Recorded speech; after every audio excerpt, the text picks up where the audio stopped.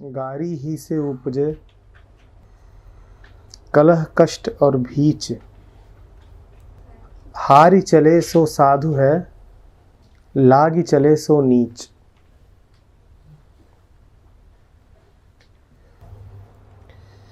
गाली क्या है? बिल्कुल मूल पे जाया करिए। गाली माने क्या?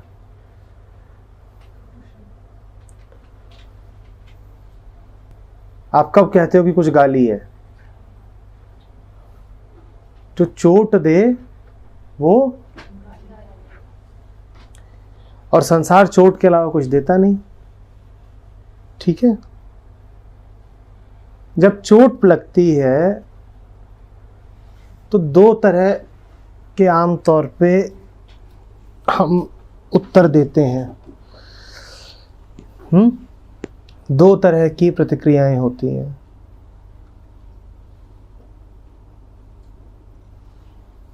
एक तो ये कि हम पलट के वार करना चाहते हैं, जीत लेना चाहते हैं। दूसरा ये कि जीतने की हिम्मत नहीं रहती है तो अपने आप को संवेदना शून्य कर लेते हैं कि चोट ही न लगे।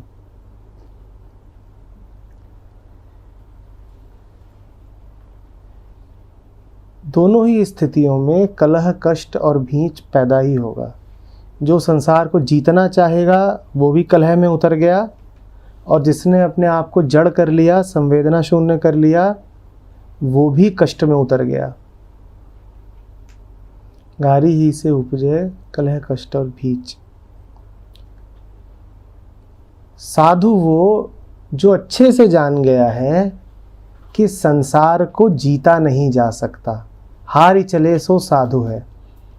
जब वो आहत होता है, जब साधु पे चोट पहुंचाई जाती है, तो उसमें ये भाव नहीं उठता कि मुझे जिसने चोट पहुंचाई है मैं उस पर विजय पा लूं।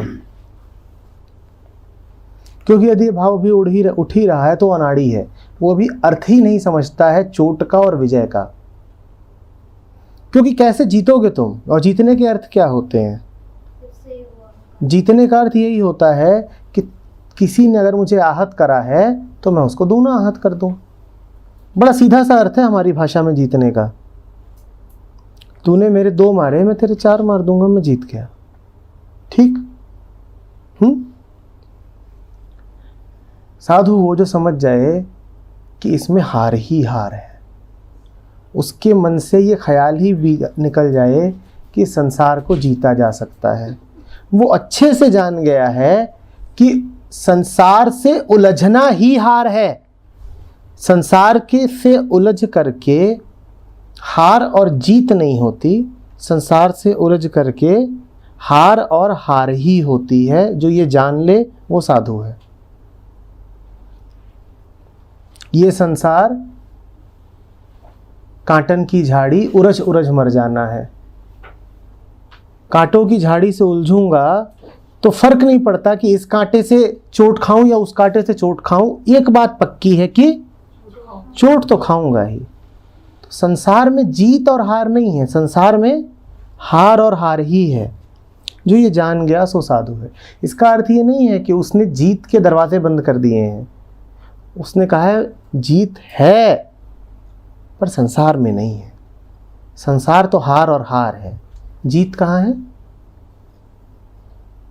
जीत राम में है। जीत राम में है।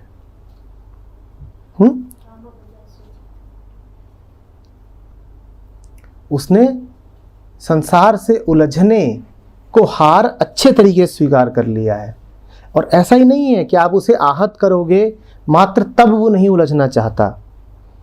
आप उसकी बड़ी प्रशंसा करोगे तब भी उलझने को तैयार नहीं है आपसे। दोनों तरीके से आप उलझते हो।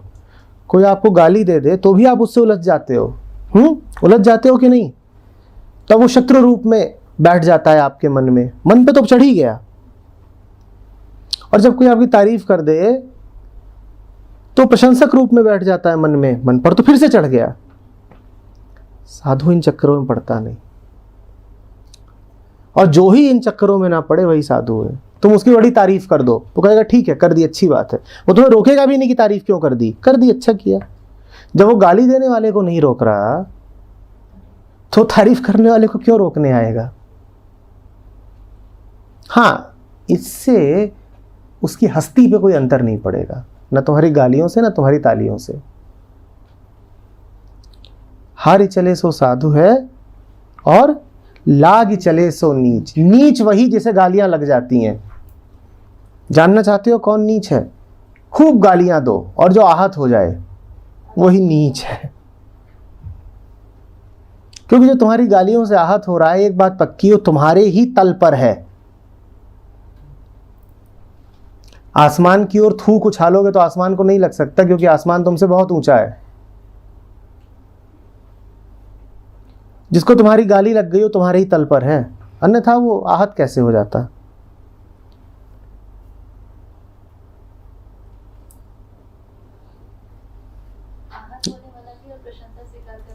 दोनों बातें एक ही हैं।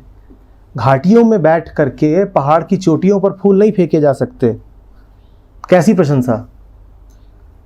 और घाटियों में बैठ करके पहाड़ की चोटियों पर पत्थर भी नहीं फेंके जा सकते, कैसी गालियां। पर अगर लग गई किसी को तुम्हारी गाली तो नीचे आ गया है, या नीचे था ही, दिख रहा था ऊपर, लग रहा था ऊपर।